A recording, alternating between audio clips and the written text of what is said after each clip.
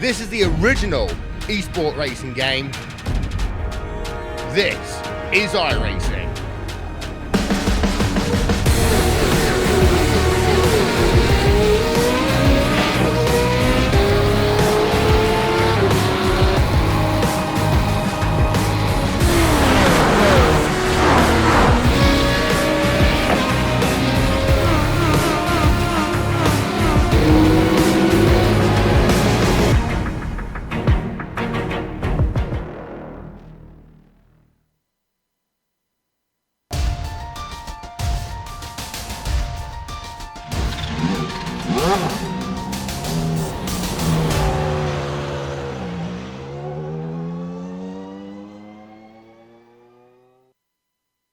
Closing out a season of lesser used circuits and layouts, our drivers get to wrap things up at one of the most popular tracks on the service.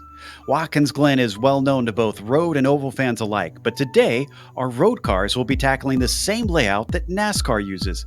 Expect high speeds and tense moments as we get ready to watch round 12 of the Weekend Warriors, and you'll see it all live here on the Global Sim Racing channel and the iRacing Esports Network. Hi, I'm Joe Peak, and with me in the booth is Stefan Schlacher. Behind the scenes is our director, the Dr. Amjad Yaman, and he's using cameras provided by Dougie Beard. Steph, I know that the cup layout is simple, but I think it's deceptive. I found myself having a lot of fun driving here this week. Most definitely, Joe. Never going below third gear, it is really on the simpler side to drive. With the only real challenge, the inner loop, with its bumpy curves and narrow racing line. If we're talking about racing on this track, then the draft factor comes into play. Majorly, because most of these A-turns only either require little or no braking to successfully see the other end of them. 2.45 miles of tarmac make up the cup layout, wide enough to allow 4 wide situations. If the drivers feel especially brave today, we might even be able to see them 3 wide going through the inner loop. One thing you're going to be seeing today for sure is our GSRC lap guide Twitch. We're gonna send you right now.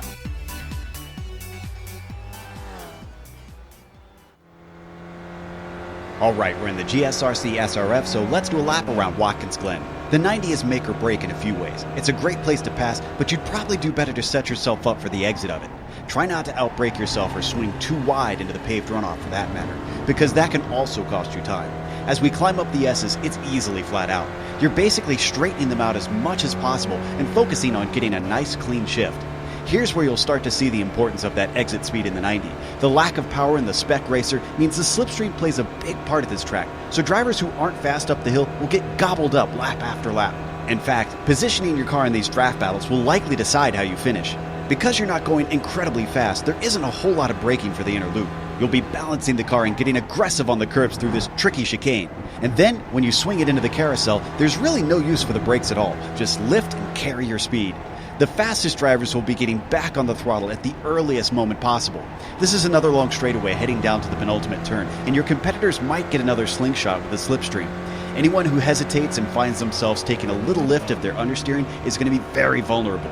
But at the same time, the entry into this left-hander is going to be very fast, so going in there too wide is both dangerous and costly in terms of lap time. Quickly, you'll swing back across the track and chuck it into the final corner. But there's no runoff to the outside of this bend, and hitting the tire barrier can be a race killer since any amount of damage will hurt your straight line speed. But from there, hopefully you've now finished a lap around Watkins Glen.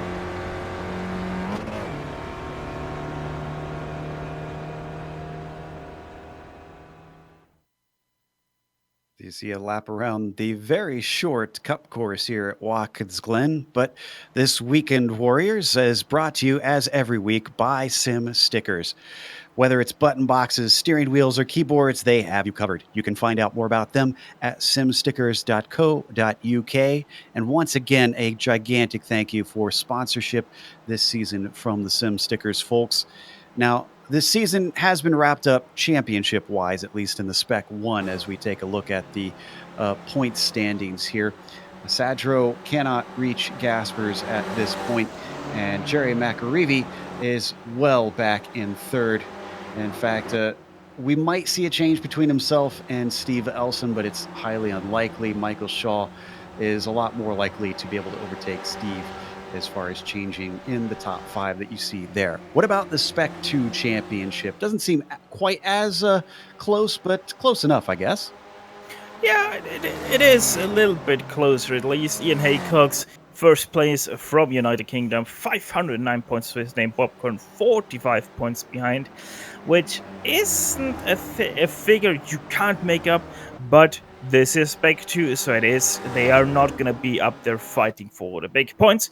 But you never know what happens, especially at a draft track like this one. Is Jeff Jacobson 57 points behind Adam Bradshaw, or 40 points behind Jeff Jacobson, 97 points total behind Ian Haycox, and Edward Doherty, the last car on this top 5 chart, 107 points already behind your leader. But he's under threat of getting taken over by Aaron Fergele there, so he most definitely has to fight for his 5th place here today. And if you've never watched before, well, welcome to the last round of the season. This isn't going to be the end of the series, though, thankfully. As you can see, we are in the last round with 3 drop weeks on hand. And they do have open setups in these cars, but they've limited the fuel, so you can expect at least 1 pit stop in the 40-minute race. As we look a little bit below there, you can see they've rationed the points, which is a bit unique to this series. So that means first place will always get 100 points and last place will always get 25 points. They also have penalty points for each 10 incidents they get, so they need to stay clean. Sometimes it can be a little bit tough around here. And they have a spare car if they need it, of course, and have some sort of damage, which what we've seen from practice, there's probably going to be a few drivers, unfortunately, experiencing that. As always, we're watching this on the iRacing Esports Network. Make sure and subscribe when you get the opportunity. All you got to do is go to their YouTube page, click on the big red button that says subscribe, and you won't miss a moment here on IESN.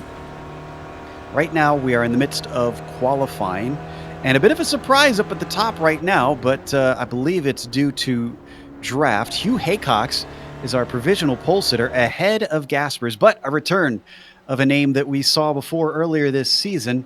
Steph, Max Grau has come back. Yeah, well, I would say Max Grau the much bigger surprise here than Hugh Haycox, because Hugh has already shown that he most certainly has the skills on a draft track like Watkins Glen is to be up there with David Gaspers and fight for a podium position. But we haven't seen from Max Grau what he can do thus far in the simulator. We know he's a real driver of this car, but simulation always a bit different to drive than the real thing. Certainly seems to have it down here as he sits in 3rd. Our top driver in the Spec 2, well, it's Max Grau right now, but I'm not sure if they actually count him as Spec 2. Ian Haycox would be the next one down. Sitting 9th overall as he messes up this lap, clearly. Everybody else continuing on by him. Sadro, who was challenging Gaspers for much of this season, is 4th, so he's going to start directly behind David unless things change. And then you've got a driver you were watching, seems to have something of a rivalry going on between Garrido Sanchez and Gaspers. Yeah, most definitely. And Gaspers, we shall see if they meet on track right now. 5th place for Sanchez. Perry, who we're on board with, is sitting in 13th place. And Jason Perry, I watched the last race they did, which just ended about 15 minutes ago. Jason Perry actually finished 2nd place in that, just behind David Gasper. So Jason Perry most definitely knows what he has to do here to be very successful. Your question about whether or not Gaspers and Sanchez will see each other on track. Well, Garrido Sanchez just went to the pole, so he's going to be directly in front of David Gaspers when they grid up today. I think it's highly likely that they'll be close to each other early on in the race. You can see him weaving his way through the bus stop as it's a lot of traffic in there, but I think the drivers kind of want this traffic here in qualifying as the draft seems to play a big part in their qualifying times. Well, no, not this much traffic, that's for sure.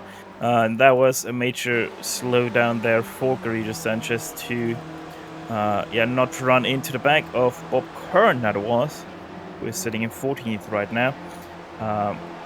he has some good amount of traffic right now that could help him to secure his first place at the next lap if Garrido Sanchez is able to, never mind, both of them ahead of him are deciding that that is going to be their effort for right now. Well, one thing that we haven't looked at yet is the weather. And you noted this in the pre-race, how much it had gone up during practice. But now that we're in qualifying, it has jumped even more. It's now 106 degrees Fahrenheit and continuing to climb because we're pretty close to the middle of the day. It's only 1:30 in the afternoon, virtual standard time. So I have a feeling it's only going to continue to rise with the way things are. Oh yeah, the temperature's only gonna rise until 3 p.m. Then it's gonna start to die down again. But right now, as you saw on the graphic, 105 degrees Fahrenheit on the track, 41 degrees Celsius. That is for your metric systems out there.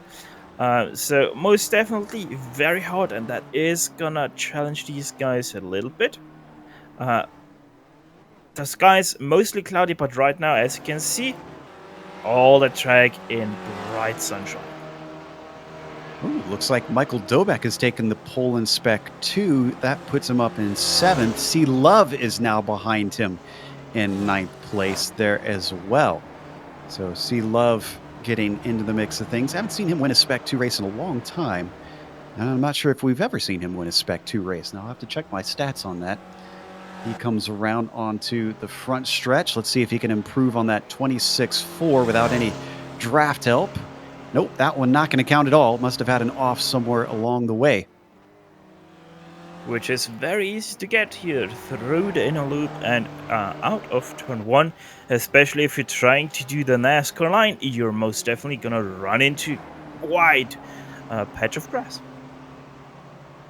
Wobolt is well coming around. Let's see if the number 215 can improve. He sits 29th out of 31 cars. He does improve to a 27.6, but it only bumps him up to 28th position.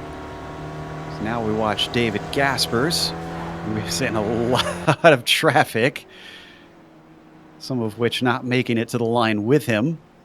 Another lap that doesn't count for Gaspers is it looks like Max Grau going to try and use him to see if he can get a little bit better lap time. So does David abandon this lap? Yes, he does. He immediately pulls out of the way. He's not playing that game. And interesting to note, too, both Grau, Gaspers, Haycox, and Garrido Sanchez are all within 1/10 up on the top 2 rows. That is how tight it is and how little difference there is with so few braking zones around here, Steph. Yeah, especially and also the midfield right now, from 7th on down to now only 9th place is also within a 10th. That is 7, 8, 9. But then once again from 10th down, we have the next, what is that, 4, 5 cars, 6 cars nearly even within a 10th. So yeah, it is the draft track. You're gonna find yourself in a draft pack no matter what you do. The draft goes down all the way to 2 seconds. So it is gonna be like that. It is gonna be one big cluster truck of cars. And how will that truck handle? Well, there's only one way to find out, and that is to wait for the green flag to drop. So the truck does not veer off the road as we watch Jacobsen get another lap across the line, but another lap that did not count. Seeing a fair few drivers with off tracks as they work on their qualifying. This is Fitterer, who sits in 13th. He's in the midst of a trio, but not an improvement for him. He's followed by Patterson, and then in front we saw Miroslav Juracek, who hasn't been back in a while, if I recall. Goes way off track, though, so this definitely won't count for him. See, Sanchez is not out there, so he's done with qualifying. Hugh Haycox also not out there, and Gaspers just spun on the front stretch, so he's done with qualifying. Yeah, I'm not sure how much Gaspers was still invested in trying to go for that first place in the grid, because going up, it is not gonna matter too much where you are position-wise. on the track until you cross the finish line where it matters the most. Christopher Patterson, unfortunately, not having the end he wanted to, has run through the bus stop. Inner loop, as Steph said, one of the trickier portions. Elson looks to be done with his qualifying.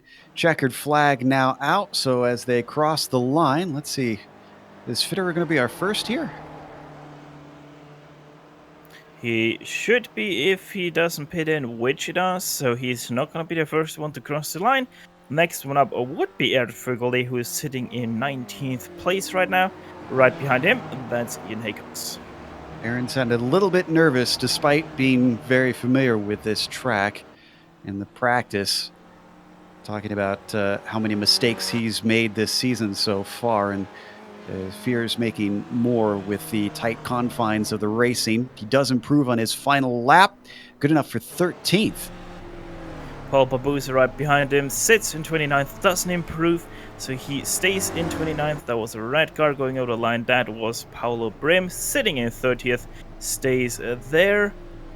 Gehan going to cross next. He's in 27th. This latest lap, not an improvement, sadly, so he'll stay put. Stevie Ray only in 20th place, just crossed the finish line, didn't improve on his lap. Gary McReevy, he wrecked out of the last lap, so he's not going to be able to improve, and that was the last car trying to make it over the start-finish line. Yep, Max Grau was the last one, and he also did not improve, so he'll have to settle for 4th. That finishes up our grid, though, but as you said, everybody has crossed the line at this point, so nobody else can set a new time. So let's go through your starting order with David Garrido Sanchez starting on the pole. Hugh Haycox, a bit of a surprise there. Not used to seeing him that high up, but he got a good one in. Let's see if he can back it up with race pace. He'll be second place inside of the second row as David Gaspers with Max Grau next to him in fourth. A real-life driver coming in once again to show what he can do. Daniel Sadro, P5 today with Jason Perry starting 6th at the drop of the green. Michael Dobek will be 7th, and Miroslav Juracek will be 8th. Then row 5, C Love starting in P9. Top 10 rounded out by Christopher Patterson. In row 6, Gary McReevy and Ian Haycox will be lining up alongside each other. Aaron Fugale, 13th place. Donald Fitterer, 14th. Stephen Elson taking 15th place on the grid, while Nico Schuke will line up in 16th. Michael Shaw, 17th, goes to him. Bob Kern, 18th. Jeff Jacobson, the 240 machine, in 19th. And as mentioned beforehand, Stevie Ray, the number 4, the league organizer, only down in 20th. And then from there, it's a pretty large field today. Zachary LeVay in 21st, Edward Doherty in 22nd. Tom Groudwell starts behind them in 23rd, Ramon Regalado 24th. Ryan D. Short will be P25, Adam Bradshaw 26th. The next row has Mark Gehan to the inside in 27th, Gary Wobold in 28th, and Paul Barbusa in 29th.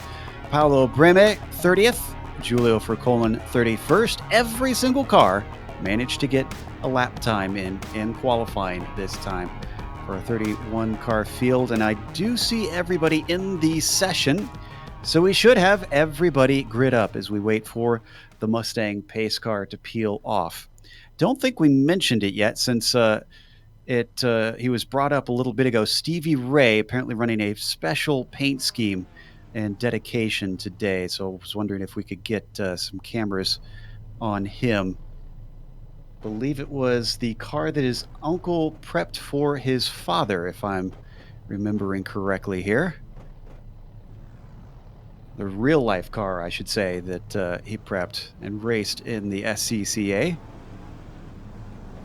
Yes, different number and different paint scheme today. It says, actually, his dad built it. Excuse me, I had that backwards. His dad built the car and his uncle drove it. So obviously this means a lot for Stevie Ray, and we wish him the best in what his family is dealing with right now.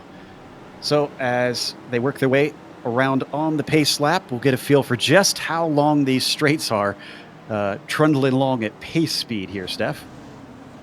Yeah, and they are majorly long, making up about, if I remember correctly, 2/3 of what this track is about.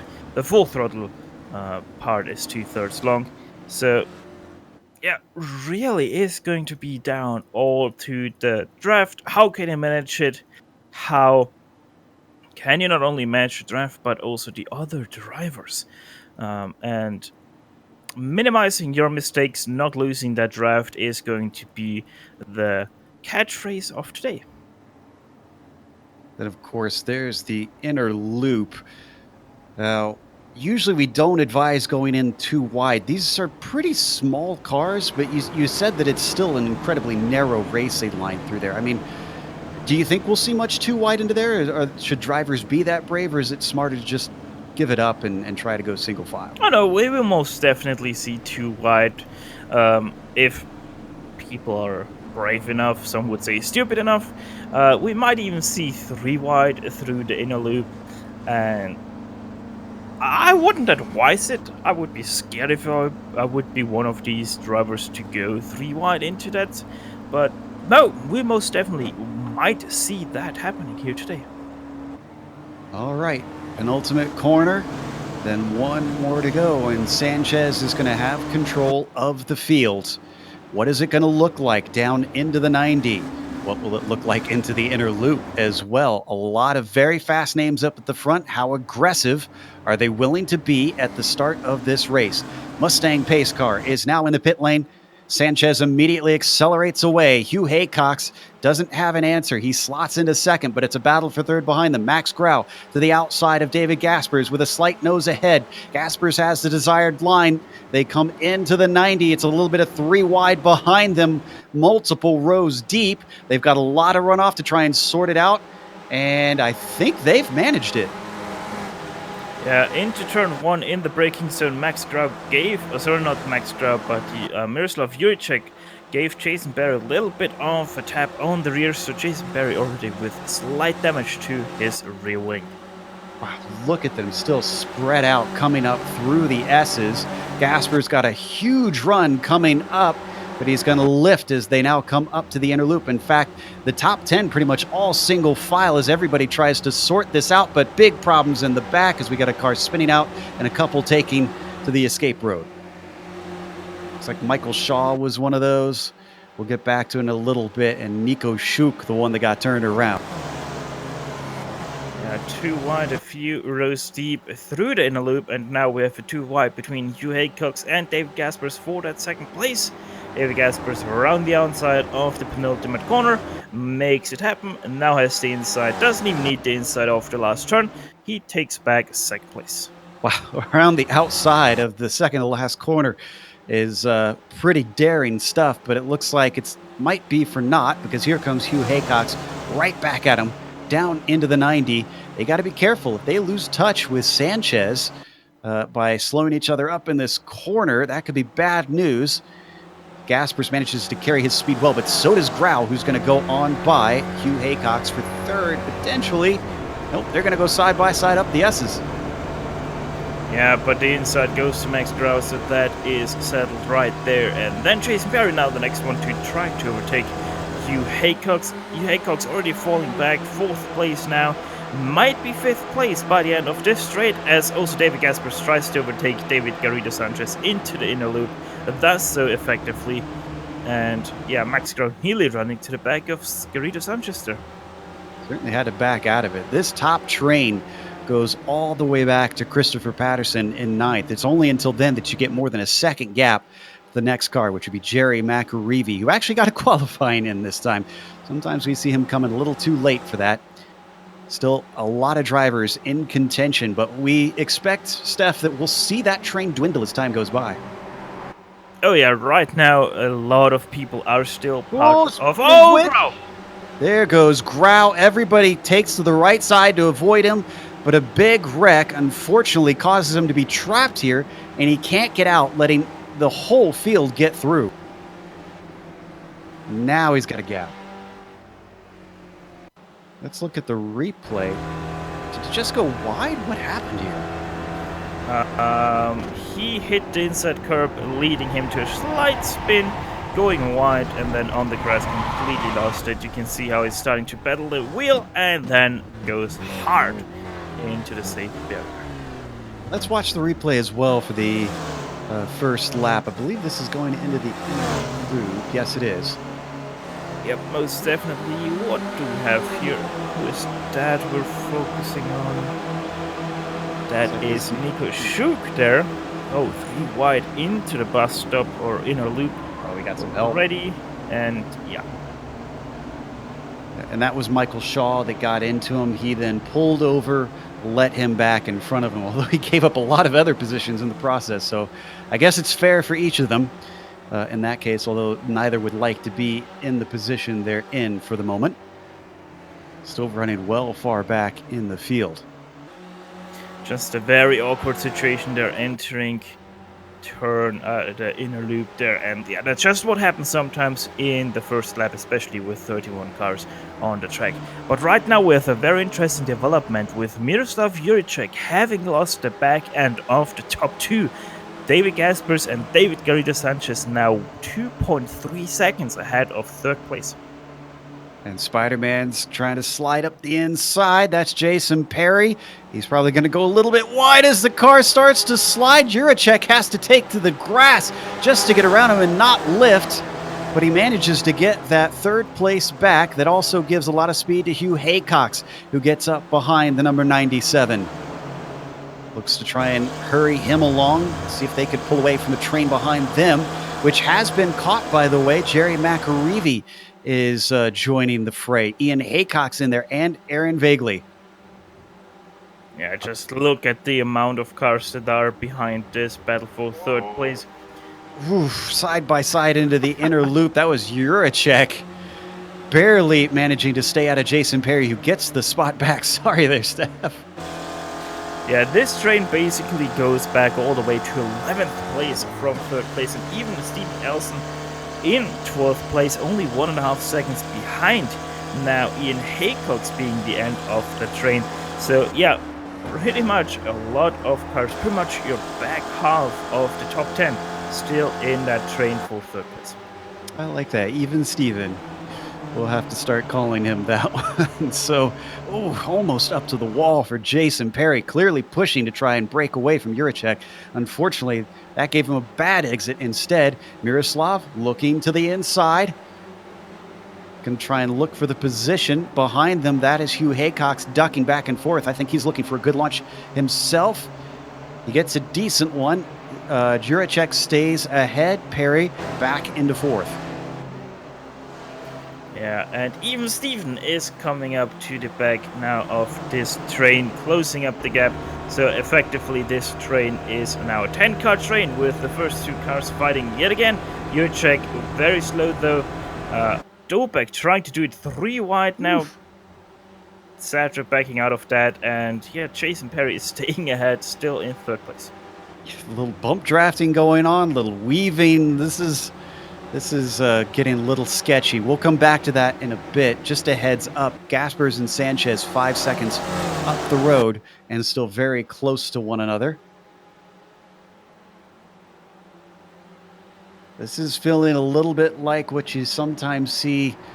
We call it draft racing. This is looking like Dega or Daytona here, Steph, where you just start to get the sense the way the drivers are behaving. Bad news is around the corner. I don't know, I would much rather describe it with Moto3 racing. If people are watching MotoGP, then most definitely you know what I'm talking about, with just a lot of underpowered motorcycles being very close to each other, utilizing the draft to stay close to each other, and that's basically what is happening here. And yeah, it just, the Hornet's Nest is buzzing, and it's buzzing very heavily. Good run out of the 90 for Miroslav Juracek. He gets back by Hugh Haycox. You can see following them, that is Dobek. We ride on board with McAreevy, who's at the tail just behind Daniel Sadro. Everybody trying to find someone to hook up with. Looks like Hugh Haycox going to try and work with Juracek. That will get both of them by Jason Perry. But Perry, having a little company from Dobek, gets back in line in time. This is a monstrous train at this point, going all the way back to Bob Kern in 15th from 3rd.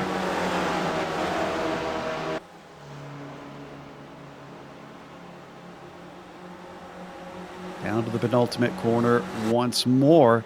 Haycock's actually pulling away a little bit from Jason Perry. This could be his opportunity. 0.8 of a second between them. He's going to have to start working together with Juracek. Now, one thing I have to... Oh, Juracek! Woohoo! What a save. But one thing I have to say is that... Oh, Seeloff just spun out of the last turn, flicks it around. Don't even think he hit the wall there. No, he didn't. Just a great flick. And he's driving again. As we take you to the replay of that. You know, I'm not sure that he did hit the wall. Let's watch him on board. It was close to the nose. Didn't hit the tail. Wow, I think he just barely got away with it. That has split up this train ever so slightly. But I would honestly say, with the 2-second remark there of the draft, this train goes all the way back to at least Jeff Jacobson in 17th. You could see on the long shot that we had just how ridiculous it looks at this point. Oh, but someone overshot themselves. That's Nico Schuk. Yeah, he's just a lap down. He's trying to let everybody through. That move from C Love is my save of the race so far. That is really heads up on his part to keep it out of the wall. Let's continue to watch this battle, though. Weaving their way down towards the penultimate corner. They did manage to catch back up to Juracek and Haycox. Little side-by-side action between Vaguely and Sadro. Boy, Sadro is mired down in the pack. Usually we see him fighting up towards the lead for a podium here, and he's only down in 9th.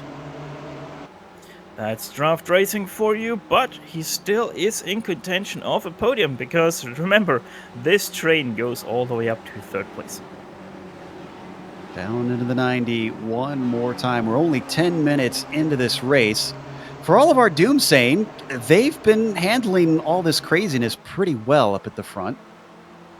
Hugh Haycock's going to retake that front position. Oh, and this is where it gets sketchy as people making moves like that.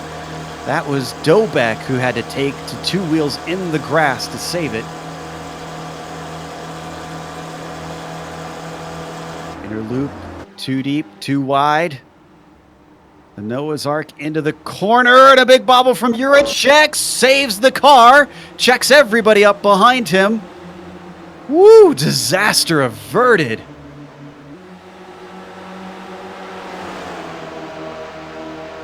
I don't even know what to say about this train at this point. This is a hornet's nest, and it's just waiting for the last steer of someone to set it off and make a chain reaction happen where this pack just explodes in one battle after another. This just right now, it sounds strange, but this is pretty calm for how close these drivers are. Like I said, I'm impressed because even though it has been kind of frantic, everybody's managed to keep their wits about them. And if it's a hornet's nest, though, the question is, which car is going to wind up being the rock thrown at it and cause everything to explode? Oh, we just had a rock thrown, and that was the car of Zachary LeVay. He was towards in fact, he was the very tail of that train, so thankfully it didn't really get too much out of that. Just had evasive action from Jeff Jacobson to have a great heads up and weave around the outside of him. Who was that? Is that Bradshaw? Yes, that was Bradshaw. He had a separate incident, but at the same corner. Now, I'm saying, someone else just spun in the inner loop. Yeah. And it was a single car incident. No, it wasn't. He had some help. Jason Perry, but I don't think Perry really is at fault here. No, that's just the inside curb here at the inner loop. Very bumpy. It has a high edge in the middle, and then it is very flat on the inside, and that's what Juracek got caught out there about. Well, so far we've had 2 rocks whiz by the hornet's nest without hitting it. So there's only so many times we can get lucky before someone gets hurt, I'm afraid. We've got some pit stops happening. Elson is in. Bob Kern is in. We've also had Stevie Ray, no surprise there, complete his pit. Oh, and Gaspers has fallen off of Sanchez. Did he have a slowdown? He's about 2 seconds back. Looks like this happened in the penultimate corner this last time by. Yeah, he hit the inside curb, got loose, and just slammed the brake to not lose his car. But I'm pretty sure Gaspers most definitely will catch up again with Carlos Sanchez because he's still in the draft range. There we can see his little hiccup. There's the touch and there's the brake. Oh, and he couldn't get into gear. As that was happening during the replay, Jason Perry's left the front group. He spun on his own in the inner loop. And no, you know what? He had some netcode. McAreevy just tipping the back of him. That was a bump draft gone wrong. It seems like, yeah. Just too close on the bump draft to the turn, and Jason Perry spins around. While also that was going on, Stevie Ray sadly lost it through the penultimate corner to the outside wall. Heavy impact for him. His race pretty much done for any chance of a high finishing place. Perry's coming in, probably going to take his spare car. Donald Fitter, you see, also entering Jeff Jacobson. We're getting close to halfway, so no surprise that we are starting to see a few drivers elect to take their scheduled stops, especially if they've got a little bit of damage on the car. As we come back to this battle for what is effectively second, although Hugh Haycox has pulled a gap on Jerry McAreevy. You can see the action is between Dobek Doherty and Vaguely. They're going to go side by side into the inner loop, but Dobek backs out of it, allows Doherty into fifth.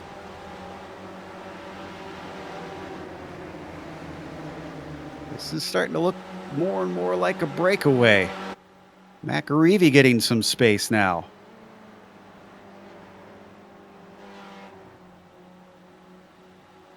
This makes me kind of sad right now that this series has pit stops, because without pit stops, I think the craziness in this pack would have gone on. But pretty sure the people who started pitting first, except for Stevie Ray, obviously, just said themselves, "This is ludicrous, I'm pitting. Thank you very much for your entertainment, but this is a little bit too frantic for my likings right now." Very close down the front stretch, down into the 90, trailing right behind.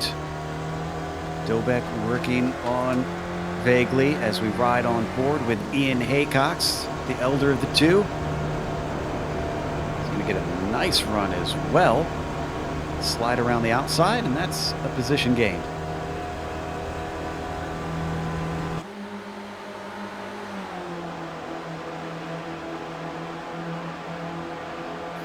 Now, your leader of the cars that have already pitted is sitting in 18th place. That is the number 56 of Steven Elson. His pit stop was an 11.1 second with a 35.2 second pit lane transition time. He is 40.5 seconds behind the leader, but most importantly, behind Gary McAreevy, he's only sitting about 30 seconds. So Steven Elson are right now very close to making it happen so that he actually comes out in front of Gary McAreevy. Meanwhile, up front, your eyes do not deceive you. David Gaspers did exactly what Steph said and has run down Garrido Sanchez for the lead. He is within the draft at this point, and the battle is back on. Gaspers setting another fastest lap last time around. I think we got another taker, Patterson, in. Sorry, go ahead. Yeah, just shows how effective the draft here is. Last lap was about a tenth faster than the one of Sanchez. Now Gaspers is also overtaking Garrido Sanchez. No surprise there. Way much more speed down the straight. Makes it happen even before the 500 feet board to turn into the bus stop. And he is passed and probably will try to maybe put some pressure onto Sanchez and try to run away ever so slightly. You're talking about Elson. Whoa, and Hugh Haycox with a big slide. He catches it yet again, but this has brought everyone right back on top of him. McAreevy, Doherty, Vaguely, Dobek, Haycox, Sadro, eager to get by. That inside curb once again. But Doherty and Gary McAreevy trying to work together to get past Hugh Haycox around the outside. Maybe McAreevy makes it happen. We have seen that before with Hugh Haycox.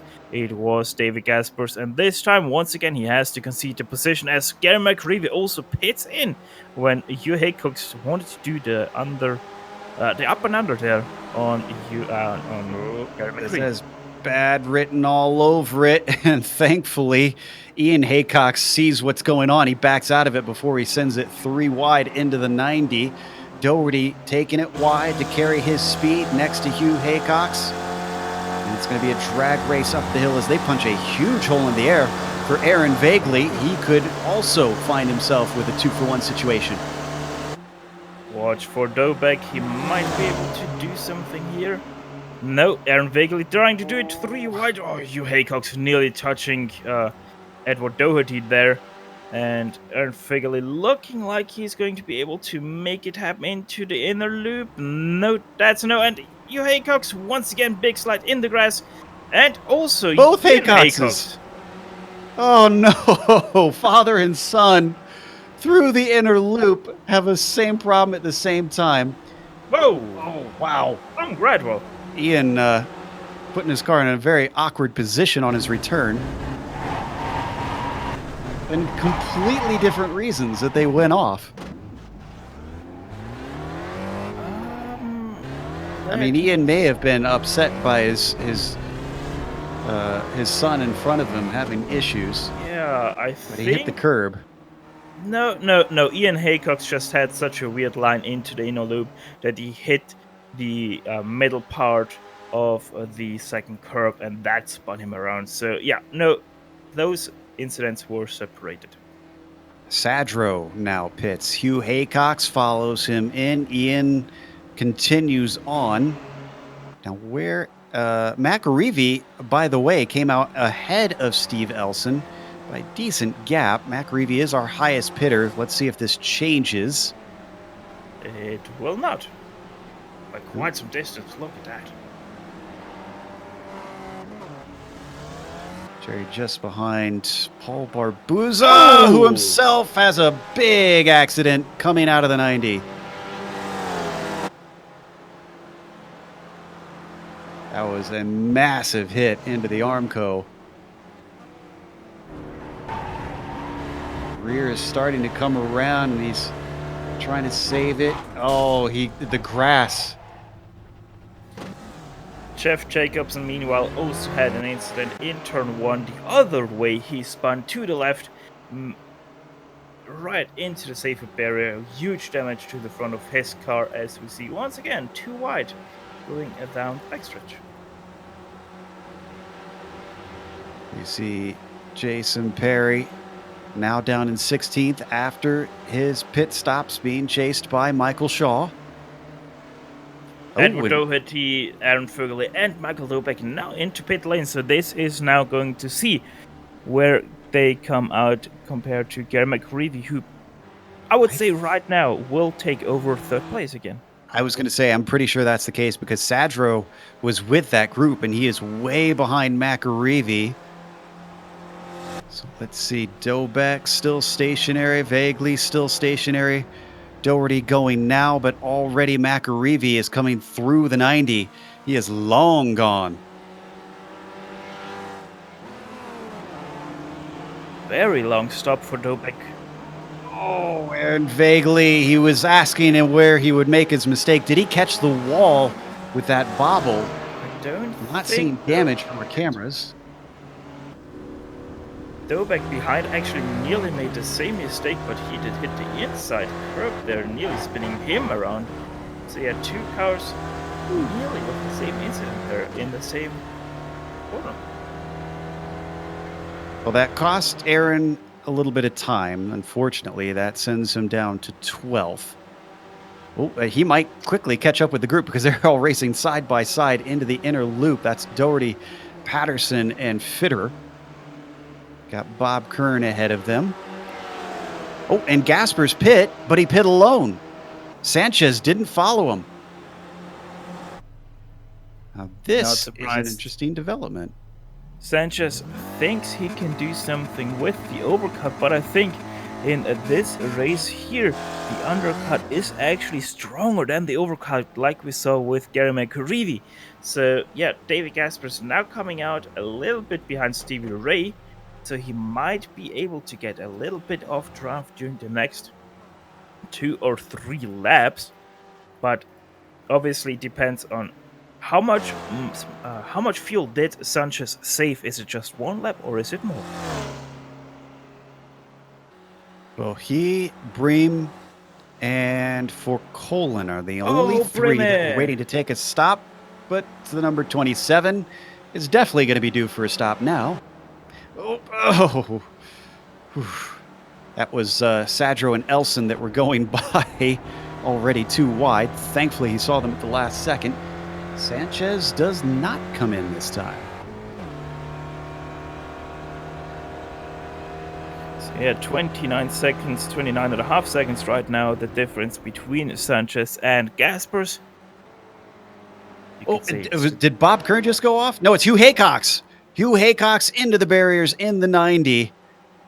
This was all on his own. He was chasing Mark Gehan.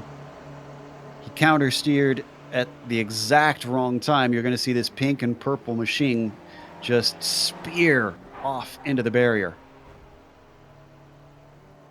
Easy mistake to make with a very harsh outcome for Hugh Haycox's car there. So Paulo Bream is coming in.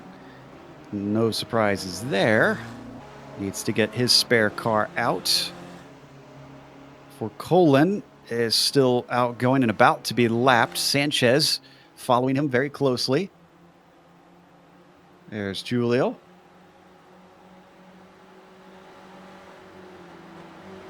So does he come in this time by?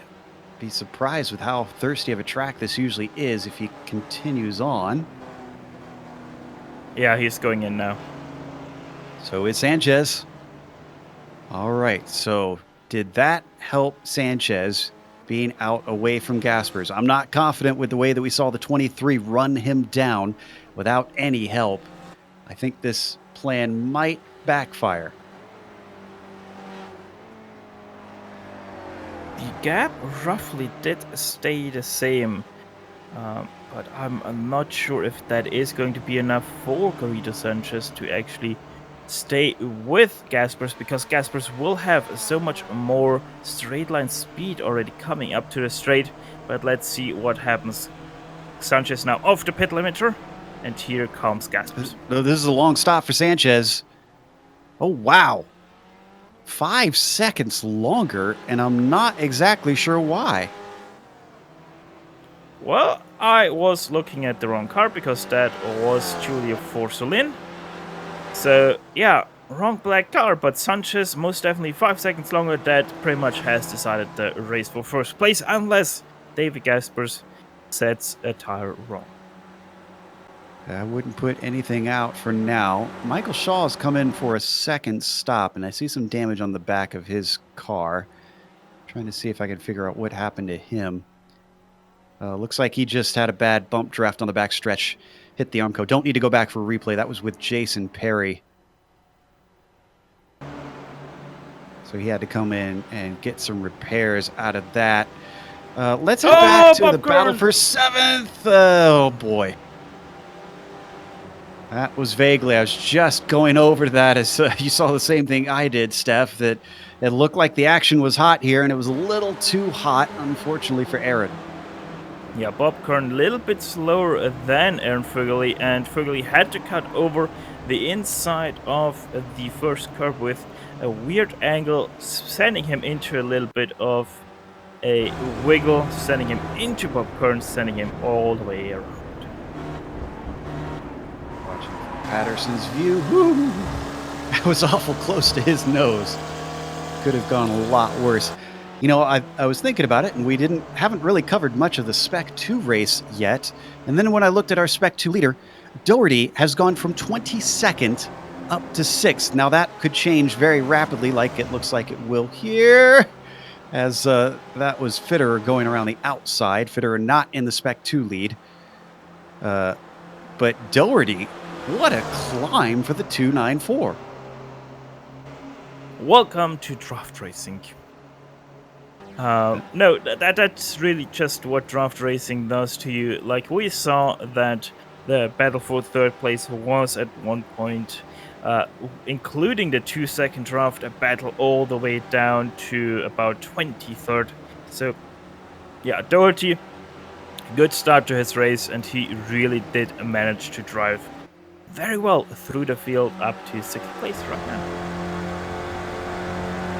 Right on board with Doherty, looking up with the 211 once again. Well, he thought about going by.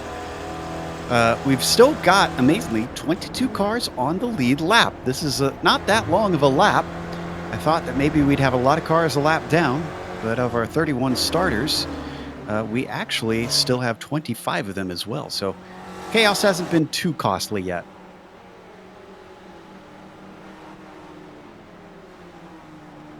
Watching Elson and Sadro down through the 90. This is the battle for P4. The podium pretty well separated. Gaspers, Sanchez, and McAreevy. If anything, this almost looks like Sadro and Elson working together a little bit. What if they're going to try and catch up to McAreevy?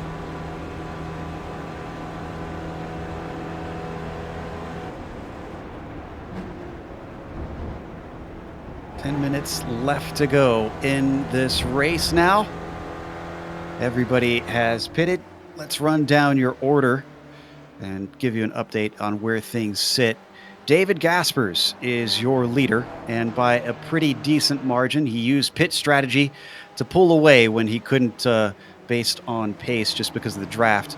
And that is ahead of our second place driver, David Sanchez, who has been challenging him this race. And despite David expressing a few concerns, they've raced pretty well together, although they are not close now.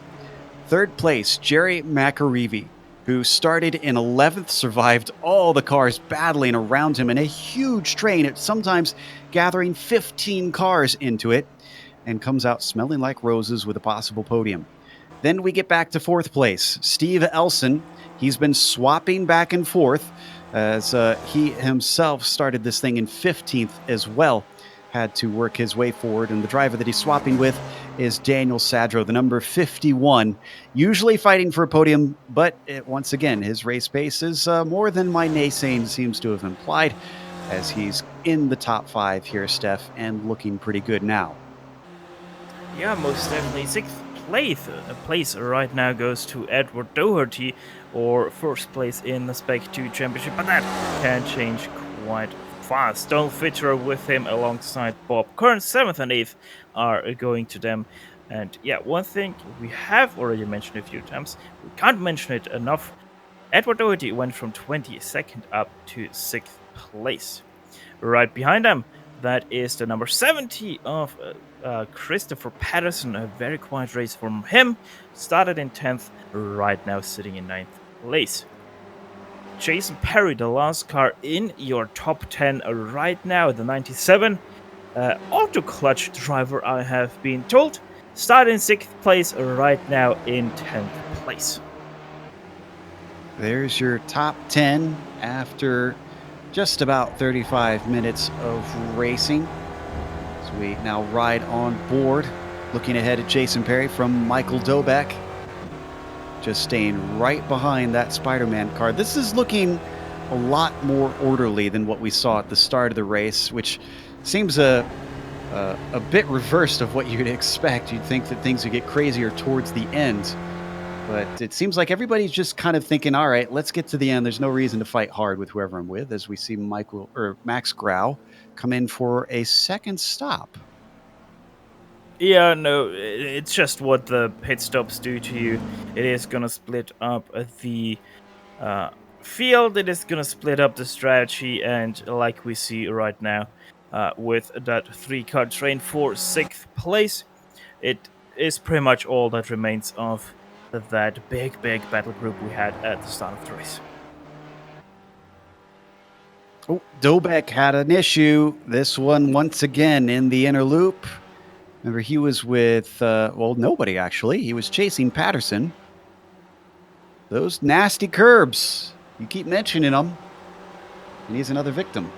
Yep. Once again, the end of the inside curb did catch him out. If you don't have enough right height in your car, that's exactly what happens.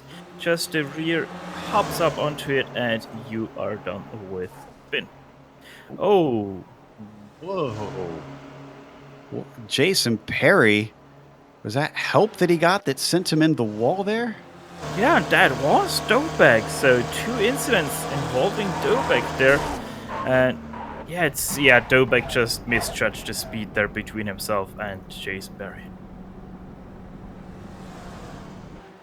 Well, unfortunately for Jason, I think that's going to be day over, as he's already taken his spare car. Had to take a tow, and now sits all lonesome on that downhill run at the exit of the pits. A little bit lonesome as well for the number 23, but I think he's used to that at this point. The way he's been racing this season.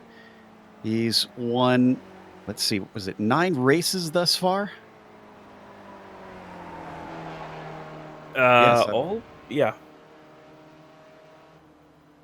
He's won 8 races. This is going to be the 9th, which would mean a perfect score if he does this.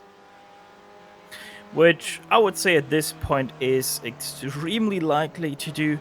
8.2 seconds is the gap now between himself and David Garrido Sanchez. He is opening the gap every single lap by at least 2/10. The last lap at 26.243 versus a 26.504 for Gaspers and Sanchez respectively. So once again, 2.5 tenth gained there by Gaspers. Here's another stat to give you some idea of just how dominant Gaspers has been this season. He's led 175 laps. The next highest driver to have led laps, 34, and that is Kane Halliburton.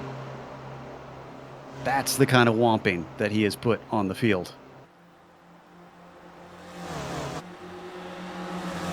So we watch Edward Doherty down here in this fun little scrap with Bob Kern, who he's going to go around the outside of. Donald Fitter behind them. This is all for 6th position. Kern just going to slot into line. You know, the weirdest thing to me is that David Gaspers hasn't won a single time the Hard Charger Award. It's because he keeps qualifying up front.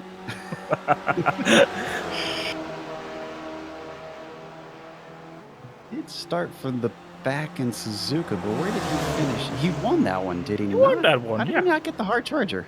Maybe you have to qualify on that one. Maybe it's Bill rules. You might have to look after that. Doherty looking over his shoulder back at Bob Kern onto the front stretch. Had a little bit of a rough exit off of the final turn. That allows Kern to close back in down the front stretch. But he runs out of straightaway.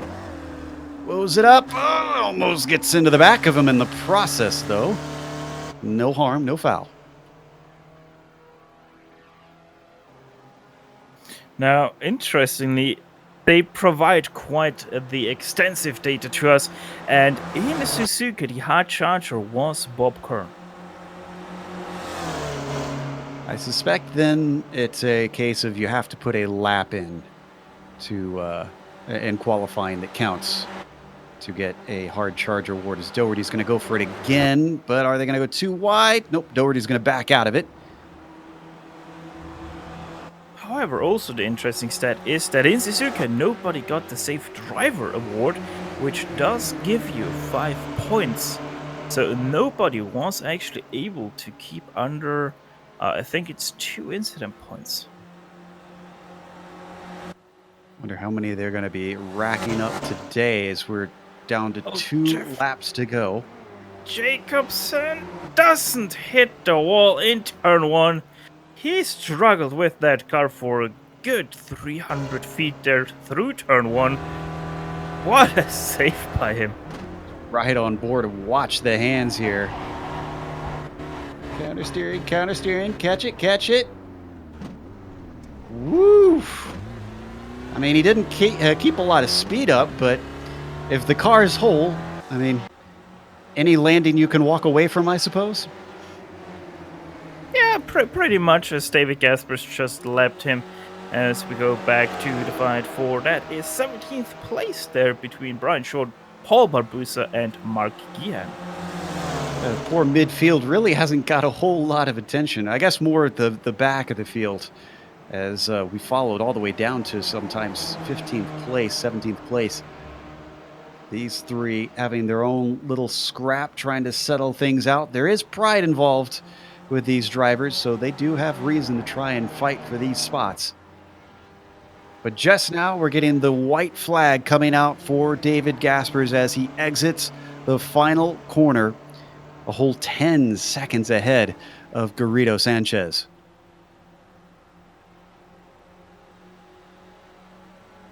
Still 19 cars left on our lead lap. In fact, that battle that we were looking at is the last cars on the lead lap. Now, what's going to happen, though, with these two? Sadra and Elson have not been able to catch up to McAreevy. I suspect it is gloves off.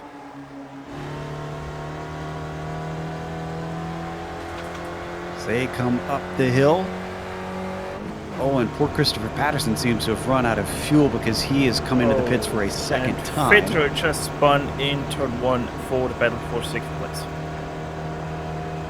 We'll get back to those in a second. Elson gonna go by Sadro. He takes the position easily. Sadro's gonna get the slipstream right back. He challenges him down into the inner loop, but thinks twice about it. We'll get maybe one more try coming down into the penultimate corner, but even then, I'm not sure that he'll get much of an opportunity there. The driver there now, the number 23. Oh, another driver coming up short. Certainly not the case for David Gaspers. To the line for a perfect score this season. 3 drop weeks, and only those 3 were the ones where he didn't win, such as here today at Watkins Glen. Garrido Sanchez coming home in 2nd place, but 3rd place still up for grabs with McAreevy running out of fuel out of the carousel. Steven Elson will take that one home. 4th place to Daniel Sadler. Oh, McAreevy going to be kicking himself on that one. Didn't have enough draft to get to the end. Vaguely going to get a nice 7th place despite his error. That's not a bad result. Oh, and what happened to Ian Aycox's motor? We'll check that out in a bit.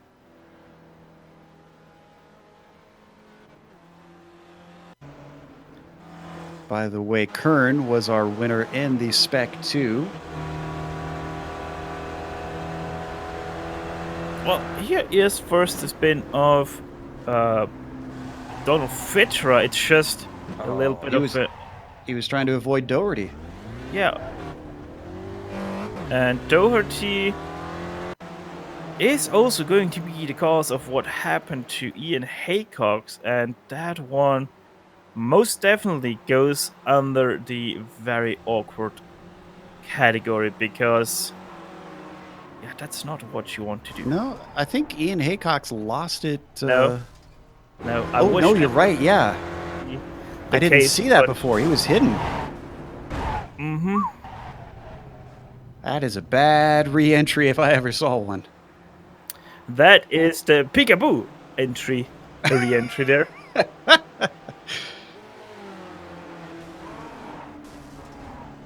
Yeah, he was not looking out at that point. Now, who was that? Did he? I think that was Fitterer. And he just basically lost it on his own, watching what was happening ahead of him. But that finishes out our race and finishes out the season. So we're going to take a quick break. We'll come back with a post-race show where we will get the unofficial results as well as driver interviews. If you watch on screen, you'll see all the upcoming races here on the GSRC.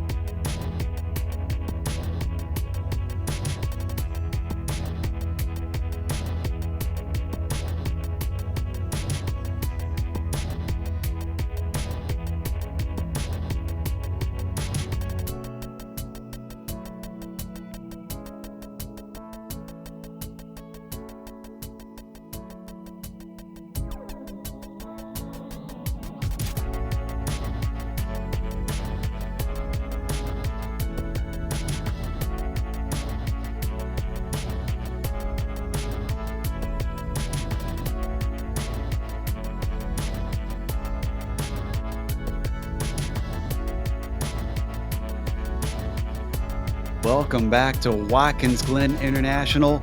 We just watched the final round of the Weekend Warriors for Season 3 here in 2019. David Gaspers completes his perfect season. Now, not completely perfect points, as he did have some penalty points in there, but as far as the races itself goes, his 3 drop weeks means there was only 3 that he didn't win. Were the only 3 that did not count towards his score. Sanchez came home in second, but honestly, once he had separated, Gaspers was clearly the class of the field. Steve Elson, a bit of a surprise third, having started 15th. Macarivi facilitated that with his losing fuel at the end. Daniel Sadro got to be kicking himself, thinking if he could have just stayed ahead of Steve, he could have been on that podium. Macarivi finishes 5th in the end, sputtering across the line. Bob Kern, another climber, 18th to 6th for him.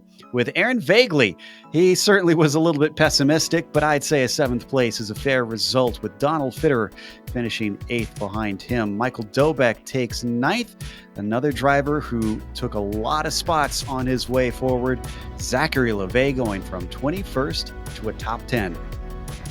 Yeah, quite a drive there by Zachary LeVay, but the double first position goes to the 299 of Tom Gradwell, some 56 seconds behind your winner. Gary Walpole taking home 12th place. Ian Haycox, after a very interesting wreck there on the last lap, taking home 13th place. Max Grau, after a very unfortunate event early in the race, he came out once again in his new car and managed to finish in 14th. Paul Babusa 15th, Brian Short 16th, and the last car to finish on the lead lap was Mark Gehan. Edward Doherty 18th, first car 1 lap down, also involved in that interesting wreck with Ian Haycox. Christopher Patterson 19th and 20th went to Jeff Jacobson. 21st, we saw the late action for Paolo Bream. And Nico Schuk, unfortunately, the very first lap really set the tone for him. He winds up 22nd. Julio Forcolan, 23rd. Then you get into the DNFs for the day. Jason Perry, 24th. Stevie Ray, 25th. And Michael Shaw, 26th. Hugh Haycox, Ramon Regalado, Adam Bradshaw Silov and Miroslav Juracek, the last of your fields. First up, we have our champion and our winner, David Gaspers, ready to talk to us. David, awesome race today. It seemed like you played a very patient game because as soon as those pit stops happened, you were off like a shot. Yeah, I'm trying to pit when I was behind David. So I would have at least one lap to try to break the draft. Well, it certainly worked, but you had a little moment to maybe of distress. Was you lost about 2 seconds to him coming through the penultimate corner? What happened there? My shifter decided to drop me in neutral several times during the race.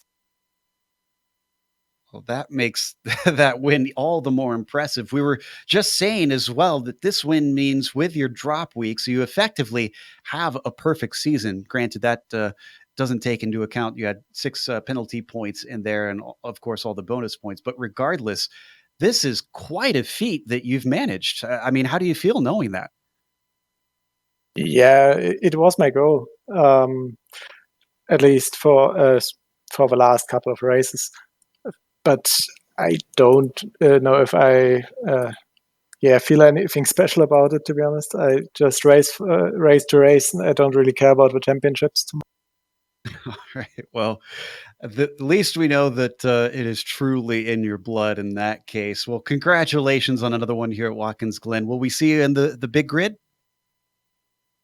I don't think so. I'm not a fan of refueling races, and I think I'm having ping issues. I'm not a fan of refueling races, and I don't like the track either.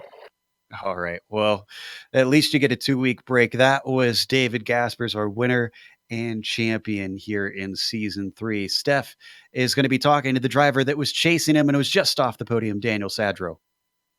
Yeah, chasing him and second place finish in the championship for Daniel Sadro, if I got it correct. Either way, Daniel, still a very, very impressive season, I would say. Yeah, thanks. It's been, a lot of it has just been the big thing has been just keeping my nose clean whenever possible, making fewer mistakes, and just being consistent rather, because I know I'm not going to beat Gaspers on a week by week basis, so I just have to be reasonably consistent. Lotus 79 needs the balance of Gernot. The Weekend Warriors needs the balance of Gaspers. But it is kind of like the title for the best of the rest. It feels like with Gaspers just that much out there. Either way, next season, new opportunities will be opening. How are you feeling about that one? Well, I'm about as optimistic as I ever am. Every season I feel I'm getting just a little bit better, or a little bit closer to the front, and eventually the dam will break, and I'll have a win on merit instead of one when someone else crashes. Nah, win is a win. You pressured Gaspers into that mistake. Don't pull yourself down like that. Yeah. But either way, next week we will have the big grid. Will you be attending that one at Mosport? That will be. Yeah, I do plan to be there. I like the track. I don't know if I'm great at it, but I enjoy it, and I'm looking forward to having fun as usual. Well, we are looking forward to seeing you in that race. Daniel Sadro, thanks for talking to us, and once again, congrats on your second place in the championship. Yeah, thanks, and of course, thanks to Steve Ray for putting this all on. Thanks for the Sim Stickers guys for sponsoring it, and having you guys put it on YouTube for us. So, thanks again, guys. Well, thanks for being part of the championship. And Joe Peak, next up, talking to Ian Haycox.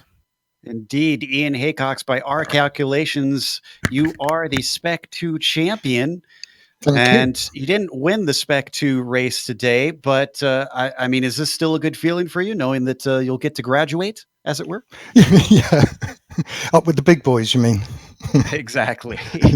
Now, yeah, it was very satisfying, actually. Yeah, I just kind of kept my nose clean the whole season and just kept plugging away, really. Certainly, and you did have to fight for it, as there was still the possibility you could lose it here at this round. Talk to us, though, a little bit about during the race. It seemed like both you and your son Hugh had a horrible moment at the inner loop at the same time. Yes, I know. I heard Hugh on the radio say, "Oh no, don't go 3 wide," and so I backed right out of it, and I think Hugh did, and it kind of got us into trouble, really. So it didn't really work out. But I think I recovered from that, and with a good pit stop, I think I was running about 8th or 9th until a bit of bad luck on the last lap. Yeah, it's unfortunate for sure. How much do you and Hugh talk to each other during the races, or even preparing for them? Is there much cooperation, or you just kind of let your son do his own thing? We kind of do our own thing, but we do warn each other if there's a bit of craziness ahead or behind. It's just forewarning, really. But no, we don't ever work together to sort of manufacture anything, if that's what you're asking. Well, more if you helped each other with setups or lines. Oh, yeah, we do. Yeah. We basically run the same setups, I think, and practice together. So that's why our pace is very similar. Makes sense then. Well, we love seeing you guys race against each other. Again, congratulations, and can't wait to see you race in Spec 1 next season. Yeah, that'd be good fun, and great broadcast, guys, and it's been a great season. Thanks everyone who's been racing with us. That was Ian Haycox, who finished 13th today, but our Spec 2 winner. Up next, real quick, we want to talk to the man that runs it all, Stevie Ray. Steve, thank you again for an awesome season out there. Obviously, this race didn't quite go how you wanted for yourself, but still, we saw some fantastic races this season. Hi, guys. Yeah, it's been a good season, and I just wanted to pop in real quick and thank all the Warriors that come out every week and do this. And Paul at Sim Stickers for supporting us this season, and he plans on being on board next season as far as I know. And thank you guys. I think we got a really good thing going, and I think it shows. And I'm proud of the Weekend Warriors. Now, you told us a little bit before the race about the special paint scheme that you prepared, and if it's okay to ask, could you elaborate a little bit more on this car that used to run in the SCCA, this car in the real world? Yeah, my dad and my uncle had a MG Midget and then an Alfa Romeo for many years. My dad built and maintained the car, and my uncle drove it. And it was always a black and with white stripes, and even had some white fuzz around it, but like 20 years or so. So I just wanted to honor him. They always ran number 4. My uncle had the Big 4 foundry in Tulsa. And my dad's not doing too good. Not sure how much longer he's got. It's literally day by day. So I just wanted to put a paint job on and a throwback for that and honor my dad on this one. Well, our thoughts definitely go out to you and your family during this time, and can't thank you enough for taking time out of your schedule to help run these things. We're looking forward to next week as well. We just mentioned it to the other drivers that we've got Mosport for the V runoffs coming up in a week. Yeah, that's going to be a fun one. My goal was to get us on a track that we haven't run yet, and Mosport seemed like a really good track, nice and wide. It's got draft and some technical, so I think we'll put on a good show next.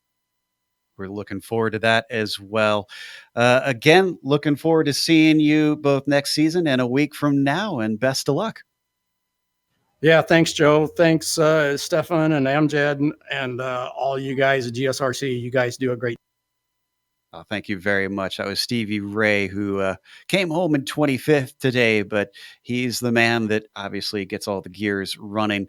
That's going to close us up, of course. And a bit of people that we want to thank is Sim Stickers, because they are the sponsor of this season. I believe, if I heard correctly, they are coming back to sponsor next season, from what I've been told. So once again, we cannot tip our hats enough to Sim Stickers for making sure this gets on air as well. Thank you to iRacing, of course, for bringing us on the iRacing eSports Network. Make sure and subscribe. They have a lot of awesome series, many that we cover, many covered by our friends over at the other channels that are included on this network. Also, don't forget to thank the companies that provide the software and hardware that make these broadcasts possible. You can see them listed here on your screen. I know we say it every week, but they're a big part of what makes all this possible. Additional thanks to June Lalonde, who provides our wonderful music. See the screen for how to get hold of more of her great work. And thanks to the team today, of course, Stefan, Amjad, and Dougie. If you'd like to find out more about GSRC, including upcoming races, you can find out more at globalsimracingchannel.com. Or you can check out our social media. Our Twitter is at GSR Channel, Facebook, Global Sim Racing Channel, and Instagram, GSRC_Graham. As we mentioned, on September 8th, a week from now, next Sunday, they are having the V runoffs at Mosport. If you've never seen that, imagine 60 cars, 60 of these things, all taking to the track at the same time to see who's the best of the best. It's exciting stuff. We have upcoming races for other series listed on the screen, so check those out too and mark them down on your calendar. But until next time, race clean, race hard, and we'll see you on the track.